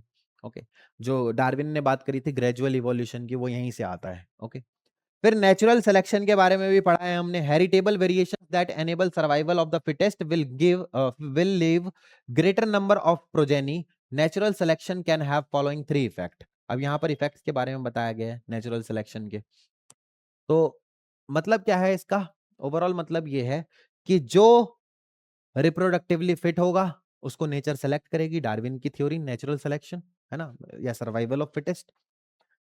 यहां पर देखिए ये phenotypes favoured by natural selection, ऐसे फिनोटाइप्स जैसे medium sized individual are favoured, इस पॉपुलेशन के अंदर मीडियम साइज के लोग सरवाइव कर पाएंगे ज्यादा। ओके, अब यहां देखिए, peak get higher and narrow, यहां पर पीक जो है वो बढ़ गया। ओके, दूसरा क्या है, peak shift in one direction. अब देखो इधर की तरफ क्या थे, either of the mean character value favoured, peripheral characters valued at both ends of curve are favoured. मतलब देखो, either of the mean character valued favoured, मतलब अगर हमारा ग्राफ उधर चले आता या ग्राफ इधर आ जाता, तो वो कौन से कैरेक्टर को, या तो टॉल, जितने भी लोग थे टॉल इंडिविजुअल्स को फेवर करता या शॉर्ट इंडिविजुअल को फेवर करता। देखो यहां पर शिफ्ट हुआ ग्राफ, तो या तो ये टॉल को फेवर कर रहा होगा या फिर ड्वार्फ को फेवर कर रहा होगा। Peak shift in one direction, एक डायरेक्शन में पीक शिफ्ट हुई। ओके, तो यहां पर देखो, यहां से हम बताते हैं, ये स्टेबलाइजिंग, पहला ग्राफ किसका दिख रहा है हमें, स्टेबलाइजिंग, स्टेबल तरीके से पीक शिफ्ट हो रहा है। ओके, और लॉन्ग हो रहा है, हायर हो रहा है। दूसरा है डायरेक्शनल, एक डायरेक्शन में शिफ्ट हो रहा है। ओके, और तीसरा है डिसरप्टिव, यहां पर दो पिक्स बन रहे हैं आपके, ठीक है, तो दो इंडिविजुअल फेवर करेंगे इस चीज को, ठीक है, इस ग्राफ को। देखो यहां लिखा है स्टेबलाइजिंग में क्या है, large number of individual acquire mean character value so peak gets higher and narrower. तो जो पहला ग्राफ था स्टेबलाइजिंग का, उसके अंदर मोस्ट ऑफ द इंडिविजुअल जो होंगे कैसे होंगे, सेम हाइट के होंगे। ओके, दूसरा directional change, large number of individual acquire value other than mean character value so peak shift in one direction. Mean size नहीं होगा, या तो टॉल होगा या फिर शॉर्ट होगा। ओके, तीसरा है large number of individual acquire peripheral character values at both ends of the distribution curve and hence two peaks are formed. Okay, तो यहां पर हमें दोनों देखने को मिलेंगे, टॉल भी मिल सकते हैं और शॉर्ट भी मिल सकते हैं, ठीक है, वो एक तरीका है खैर बताने का। अब आते हैं brief account of evolution. Okay, first cellular form of life appeared around 2000 million years एगो। अब मिलियन ईयर्स एगो हम माया बोलेंगे, MYA शॉर्ट में। ओके, तो पहली जो लाइफ थी वो लगभग, पहली सेल्यूलर फॉर्म, ओके, कब बनी, 2000 माया। Some of these cells are said to release oxygen by splitting water with the help of solar energy captured by light harvesting pigment. हमने फोटोसिंथेसिस पढ़ी है, वहां लाइट हार्वेस्टिंग कॉम्प्लेक्सेस होते थे, सनलाइट को capture करके वाटर को ब्रेक करते थे, वही सेल्स ने करा, शुरुआती सेल्स ने। Single celled organism eventually become multi cellular, और फिर धीरे धीरे क्या हुआ, जो सिंगल सेल्ड ऑर्गेनिज्म थे वो मल्टी सेल्यूलर ऑर्गेनिज्म में कन्वर्ट हो गए। ओके, इवोल्यूशन ऑफ प्लांट्स की बात करें तो plants invaded land before animals, तो याद रखना है प्लांट पहले आए थे अर्थ पे, प्लांट पहले आए थे एनिमल्स के कंपैरिजन में। Okay, bryophytes originated earlier than the vascular plants like pteridophytes and gymnosperm. तो ये तो हमने पढ़ रखा है ना, प्लांट किंगडम में पहले थैलोफाइटा आए, फिर ब्रायोफाइटा, टेरिडोफाइटा, जिम्नोस्पर्म, एंजियोस्पर्म। तो ब्रायोफाइटा पहले आए टेरिडोफाइटा और जिम्नोस्पर्म के कंपैरिजन में। The first vascular plants developed in Silurian period. अब आ गया यहाँ पे वो जो टाइम पीरियड में बताया था ना आपको, एरा, इपॉक्स पीरियड, ये सब टाइम फ्रेम होते हैं। ओके, तो सबसे पहला वेस्कुलर प्लांट कब बना, सिलूरियन पीरियड में। कब बना, सिलूरियन पीरियड में।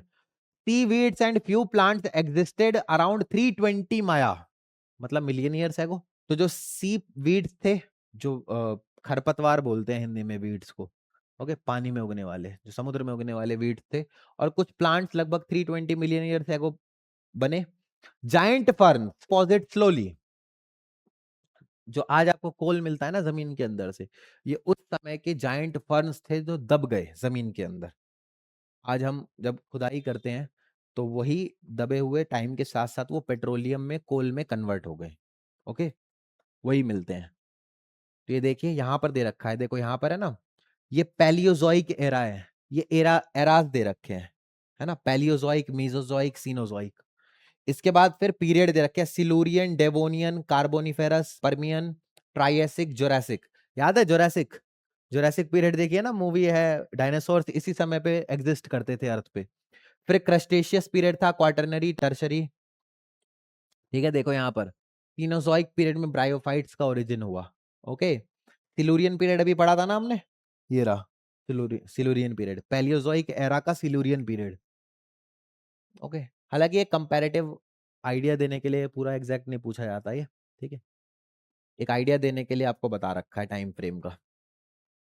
अब लास्ट पार्ट पे आते हैं, एनिमल्स का इवोल्यूशन कैसे हुआ, ठीक है। अराउंड 500 मिलियन ईयर्स एगो invertebrates originated and were active. लगभग 500 मिलियन ईयर्स एगो एनिमल्स बने और अपने आप को एडेप्ट करा, एक्टिव हुए अर्थ पे।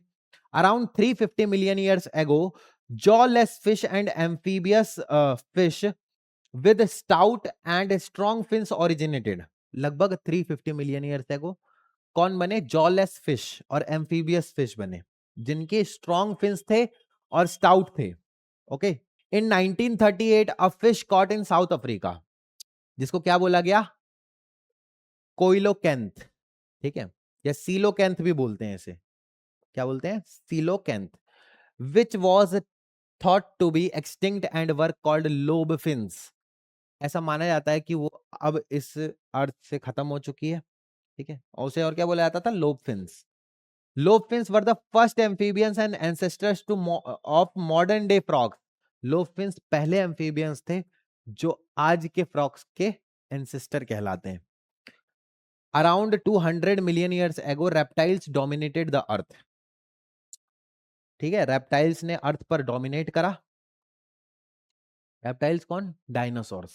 Okay, they which do not dry up in sun unlike those of amphibians. अच्छा, एम्फीबियंस के जो एग होते हैं ना, वो पानी में ही देते हैं जनरली, या ऐसी जगह पर जहां पर धूप ना पड़े, क्योंकि उनके ऊपर ना, उनके एग्स के ऊपर थिक शेल नहीं होती, जो उनका अंडा होता है उस पर थिक शेल नहीं होती। लेकिन जो डायनासोर्स थे, जो रेप्टाइल्स थे उस समय के, उनके एग के ऊपर थिक शेल होती थी ताकि सनलाइट से प्रोटेक्टेड रह सके वो। Okay, some of land reptiles went back into water to evolve into fish like reptiles, जैसे इक्थियोसोरस था।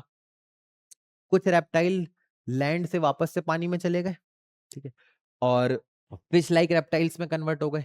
ओके, जैसे इक्थियोसोरस उसका एग्जांपल है। The land reptiles were dinosaurs, land पे रहने वाले रेप्टाइल्स कौन थे, डायनासोर्स थे। और इसमें भी सबसे बड़ा जो था वो कौन था, टी राइनोसोरस रेक्स। क्या नाम था इसका, ये याद रखना, एनसीईआरटी में लिखा हुआ आएगा, आ सकता है, पॉसिबल है। टी राइनोसोरस रेक्स सबसे बड़ा था। T rhinosaurus rex was 20 feet in height, कितना लंबा था ये, 20 feet in height, and had huge fearsome dagger like teeth. इनके दांत जो थे वो बहुत डरावने थे, बड़े बड़े थे। Okay, dagger like.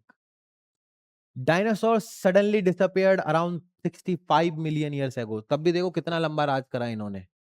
कब आए थे ये, 200 मिलियन ईयर्स एगो, और लगभग इन्होंने 135 मिलियन ईयर्स तक राज करा अर्थ पे, डोमिनेट करा। Okay,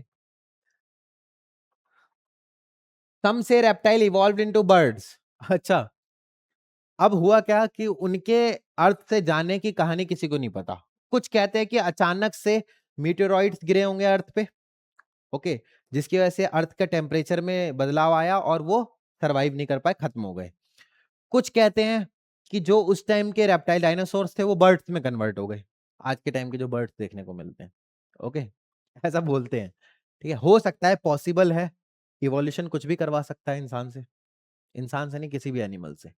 the first mammal that evolved in Jurassic period were like shrews. कैसे थे, श्रीव्स की तरह, चूहे की प्रजाति का होता है श्रीव्स, चोंच निकली हुई होती है, देखा है ना। तो पहले मैमल्स जुरासिक पीरियड में आए जो श्रीव्स की तरह थे। Some mammals lived only in water, कुछ मैमल्स आज भी कहां पर मिलते हैं, सिर्फ वाटर में, जैसे वेल्स हो गई। Well is not a fish, याद रखना, मैमल है वो। Okay, dolphin is not a fish, क्या है वो, मैमल है।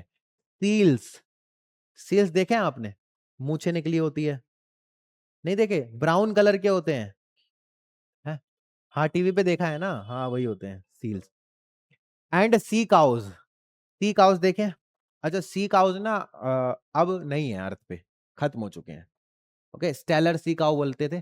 अच्छा, ये होती कितनी बड़ी थी, ये बहुत बड़ी होती थी, समझ लो कि ये 2-3 रूम है ना, ये पूरा नीचे का हिस्सा, इतनी बड़ी होती थी सी काउ। इसके अंदर काफी अच्छा इनका मीट होता था, तो लोगों ने क्या करा, इनको मार मार के ना खा गए। और आज के समय पे ये अर्थ पे ही नहीं है, स्टेलर सी काउ खत्म हो चुकी है, एक्सटिंक्ट हो चुकी है। ओके, फिर इवोल्यूशन ऑफ मैन, ये लास्ट टॉपिक है हमारा, खत्म चैप्टर। इवोल्यूशन ऑफ मैन कैसे हुआ, इंसानों का इवोल्यूशन। सबसे पहले कौन आए, ड्रायोपिथेकस। कौन आए, ड्रायोपिथेकस। और इनसे ही इवॉल्व हुए कौन, रामापिथेकस। ये कब आए थे, लगभग 15 मिलियन ईयर्स एगो। ठीक है, क्या कैरेक्टरिस्टिक्स थी इनकी, क्या फीचर्स थे, एप लाइक थे, इनकी बॉडी पे हेयर्स थे, आर्म्स थे इनके, leg of same length, arms और लेग की जो लेंथ होती थी वो सेम होती थी, लार्ज ब्रेन था इनका, अभी के टाइम से जो हमारा ब्रेन है इनसे भी बड़ा था। ठीक है, ate soft fruits and leaves, soft fruit खाते थे और लीव्स खाते थे। Walked like gorillas and chimpanzees, चलते कैसे थे, गोरिल्ला और चिंपैंजीज की तरह। और रामापिथेकस जो थे, ड्रायोपिथेकस के बाद रामापिथेकस, ये मोर मैन लाइक थे। आज के समय के जो इंसान है इनकी तरह ज्यादा दिखते थे। ये इरेक्ट, ज्यादा इरेक्ट, पूरा इरेक्ट नहीं, ज्यादा इरेक्ट। जैसे वो बहुत नीचे झुक के चलता था अगर ड्रायोपिथेकस, तो ये इससे थोड़ा ऊपर, लेकिन पूरा नहीं इरेक्ट थे ये। Okay, teeth like modern man, और इनके टिथ भी आज के समय के जैसे ही थे। इसके बाद आते हैं 2 मिलियन ईयर्स एगो, कौन, ऑस्ट्रेलोपिथेकस। इनके फॉसिल्स हमें कहां देखने को मिलते हैं, तंजानिया एंड इथोपिया। कहां मिलेंगे, तंजानिया एंड इथोपिया में। ओके, मैन लाइक प्राइमेट्स थे ये। इनकी हाइट कितनी होती थी, एवरेज 4 फीट, ज्यादा बड़े नहीं होते थे, 4 फीट थे। वॉक्ड अपराइट, एकदम सीधा चलते थे ये। ओके, एट फ्रूट, फलों को खाते थे। हंटेड विद स्टोन वेपन्स, मतलब शिकार करते थे ये। ठीक है, स्टोन के वेपन्स बना के, इन्होंने ही पहली बार स्टोन वेपन्स की शुरुआत करी थी। ब्रेन कैपेसिटी जो थी वो कितनी थी, 400 to 600 cc. What is cc, है कार्बन, बट क्या होता है सीसी, अच्छा इंजन होता है बाइक के अंदर, वो भी सीसी में होता है, लेकिन वो सीसी ये सीसी अलग है, कहीं तुम एक मत सोच लेना। सीसी का मतलब होता है क्रेनियम कैपेसिटी। ये क्रेनियम है ना हमारा, दिस इज द क्रेनियम।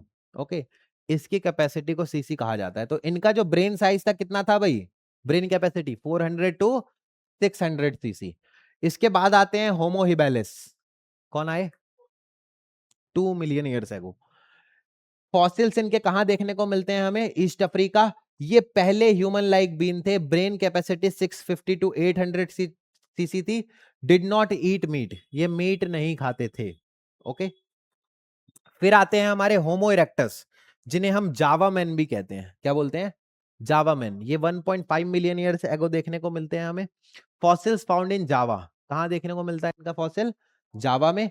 इनकी ब्रेन कैपेसिटी 900 सीसी थी और ये मीट खाते थे, एट मीट। ओके, फिफ्थ आते हैं हमारे होमोसैपियंस, क्या बोलते हैं, हाँ, निएंडरथल मैन। ये लगभग 1 लाख से 40,000 ईयर्स एगो। फॉसिल्स हमें ईस्ट और सेंट्रल एशिया में देखने को मिलते हैं। इनका ब्रेन साइज कितना था, 1400 cc. Used hide to protect body and buried their dead, पहली बार कपड़े पहनने इन्होंने शुरुआत करी। अच्छा, बने पत्तों के पहनते थे, पत्तों से अपने शरीर को ढकते थे, लेकिन निएंडरथल्स ने कपड़े पहनने की शुरुआत करी थी। और जब इनका कोई मर जाता था तो उसको दफनाने की शुरुआत इन्होंने करी थी। ठीक है, ब्यूरिड देयर डेड। उसके बाद आते हैं सिक्स्थ, होमोसैपियंस, जो आज के समय के मॉडर्न मैन है, हम लोग, हम सब कौन है, होमोसैपियंस। ओके, अच्छा, दो होमोसैपियंस है, याद है ना, पहले वाले को क्या बोला, निएंडरथल, और दूसरे को मॉडर्न मैन। ये कब आए, ये 10,000 से 75,000 ईयर्स एगो आए। इन्होंने केव आर्ट बनाए। अच्छा, तुम्हारे पास है सब्जेक्ट, फाइन आर्ट्स का सब्जेक्ट है, नहीं है, फाइन आर्ट्स में पढ़ाते हैं जो केव आर्ट्स होती है ना, केव आर्ट्स के बारे में जो, और जो छोटे छोटे फाइन आर्ट्स देखने को हमें मिलती है ना ओल्ड एज की, उन सब के बारे में। एग्रीकल्चर की शुरुआत करी, started human civilisation, human civilisation की शुरुआत करी। और उसके बाद 18,000 year ago prehistoric cave art develop हुआ, और 10,000 ईयर एगो एग्रीकल्चर की शुरुआत हुई। ओके, बाकी बाकी सब हिस्ट्री का विषय है, वो हमें नहीं पढ़ना है। ओके, बाकी इसके बाद तो मॉडर्न हिस्ट्री शुरुआत हो जाती है ना, एंशियंट हिस्ट्री, मॉडर्न, मिडिएवल और मॉडर्न। तो बायो में यहीं तक पढ़ना है हमें। ओके, तो इस चैप्टर को यहीं पे खत्म करते हैं। बाकी किसी और चैप्टर के साथ किसी और क्लास में आपसे मुलाकात होगी। Bye bye, Tata.